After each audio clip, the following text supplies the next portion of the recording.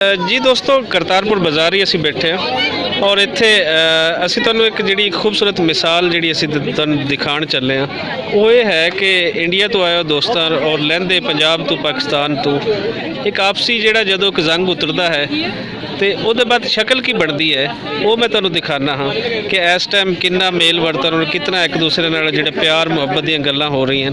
तो मैं क्या इस तो बाद मेरे नाल गलबात कर लवां जिहड़े दोस्त इत्थे बैठे हैं।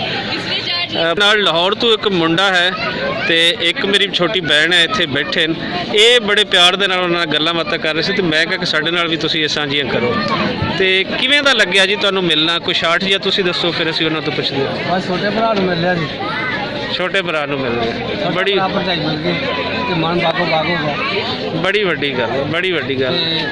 ये मिलवर्तन होया उस प्रभु दे उस अल्लाह दी उस वाहिगुरू दी मेहर सदका कि अज असीं लहंदा पंजाब ते चढ़दा पंजाब इकट्ठे बैठे हैं ते एक दूजे दे कोई फर्क महसूस नहीं करते।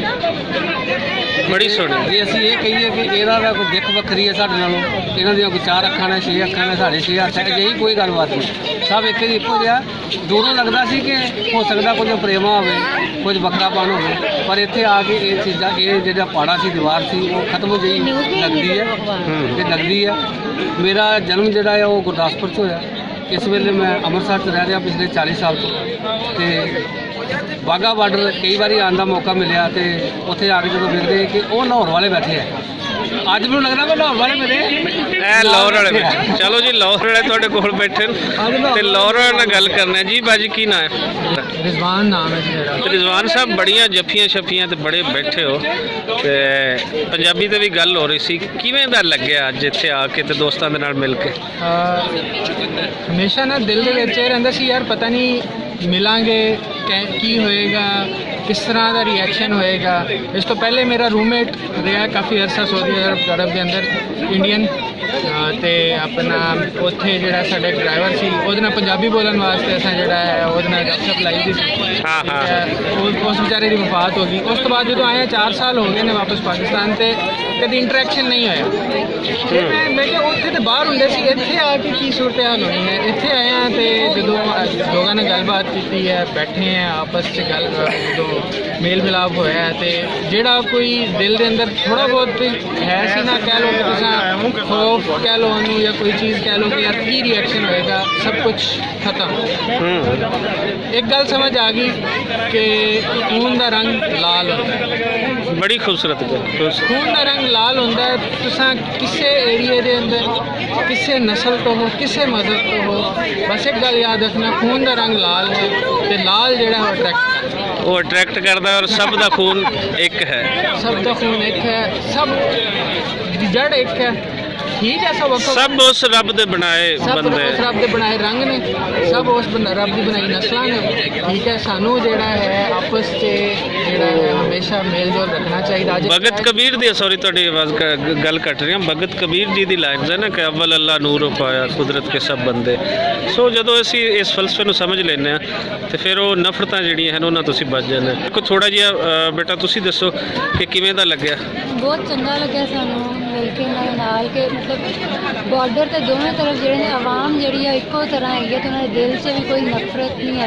सब एक दूसरे वास्ते प्यार हैगा वा ते जिहड़े सियासत करते हैं वो शायद नफरतां फैलांदे। उन्होंने चाहिए कि मुहब्बतां फैलाउण ते बॉर्डर जिहड़ा वा एक दूसरे वास्ते आसानी करन ताकि आराम नाल एक दूजे तरफ जो है जा सकन।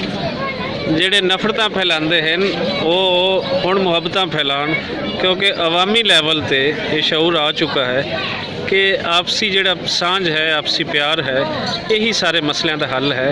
लड़ाइयाँ नफरतां ये किसी मसले का हल नहीं। तो की पैगाम की देना चाहोगे एंड ते? पैगाम मोहब्बत पैगाम अमन पैगाम इंसानियत। अव्वल आखिर मुहब्बत इंसानियत। धर्म अपने अपने उहदे नाल जीवो वतन अपने अपने उहदे नाल जीवो लेकिन इंसानियत कदी ना भुल्लो।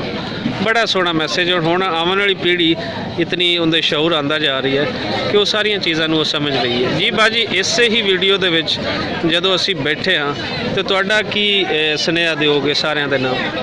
समूह कायनात जी है ना वो इस वेले तां ही अपने प्रफुल्लित हो सकती है जो अमन शांति का पैगाम ला के एक दूसरे को जाए ਤੇ ਸ਼ਾਂਤੀ ਦੇ ਨਾਲ ਹੀ ਹਰ ਸਮੱਸਿਆ ਦਾ ਸਮਾਧਾਨ ਕਰਨ ਤੋਂ ਬਾਅਦ ਇਹ ਤਾਂ ਹੀ ਸੰਭਵ ਹੈ ਜੇ ਲੋਕਾਂ ਦਾ ਮੇਲ ਜੋਲ ਹੋਏਗਾ। ਜੇ ਨੇਤਾਵਾਂ ਦਾ ਮੇਲ ਜੋਲ ਹੋਏਗਾ ਤਾਂ ਫਿਰ ਇਹ ਸ਼ਾਂਤੀ ਸੰਭਵ ਨਹੀਂ।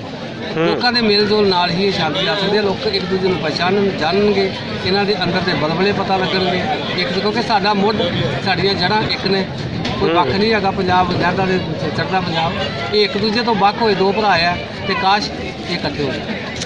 ਬੜੀ ਸੋਹਣੀ ਗੱਲ ਕਿ ਇਹ ਲਾਂਘਾ ਖੋਲ੍ਹਿਆ ਵੀ ਇਸੇ ਹੀ ਗਿਆ ਕਿ ਲੋਕ ਆਉਣ ਔਰ ਇਸ ਸਾਈਡ ਤੋਂ ਲਹਿੰਦੇ ਪੰਜਾਬ ਦੇ ਪਾਕਿਸਤਾਨੀਆਂ ਨੂੰ ਉਹਨਾਂ ਨੂੰ ਵੀ ਇਹ ਅਲਾਓ ਕੀਤਾ ਗਿਆ ਹੈ ਕਿ ਤੁਸੀਂ ਵੀ ਆਓ। ਸੋ ਜਦੋਂ ਇੱਥੇ ਆਪਸ ਵਿੱਚ ਮਿਲਣਗੇ ਤੇ ਜਿਹੜੀਆਂ ਇੱਕ ਜ਼ੰਗਾਂ ਹਨ ਨਫ਼ਰਤ ਦੀਆਂ ਅਸੀਂ ਚੜਾਈਆਂ ਹੋਈਆਂ, ਜਿਹੜੇ ਰੂਪ ਸਾਰੇ ਅਸੀਂ ਬੇਰੂਪ ਕੀਤੇ ਹੋਏ ਉਹ ਨਿਖਰ ਕੇ ਸਾਹਮਣੇ ਆ ਜਾਏਗਾ ਔਰ ਫਿਰ ਪਤਾ ਲੱਗੇਗਾ ਕਿ ਇਹ ਸਾਰਾ ਕੁਝ ਕੂੜ ਸੀ। ਜੀਣਾ ਹੈ ਤੇ ਅਸੀਂ ਰਲ ਕੇ ਜੀਣਾ ਹੈ। ਅਸੀਂ ਗਵਾਂਢੀ ਨਹੀਂ ਬਦਲ ਸਕਦੇ, ਅਸੀਂ ਸਾਰੀ ਦੁਨੀਆ ਨੂੰ ਬਦਲ ਬੇਸ਼ੱਕ ਨਾਰੇ ਮਾਰਦੇ ਰਹੀਏ, ਲੇਕਿਨ ਹਕੀਕਤ ਇਹ ਹੈ ਕਿ ਆਪਣੀ ਚੀਜ਼ ਨੂੰ ਗਵਾਂਢੀ ਨਹੀਂ ਬਦਲ ਸਕਦੇ।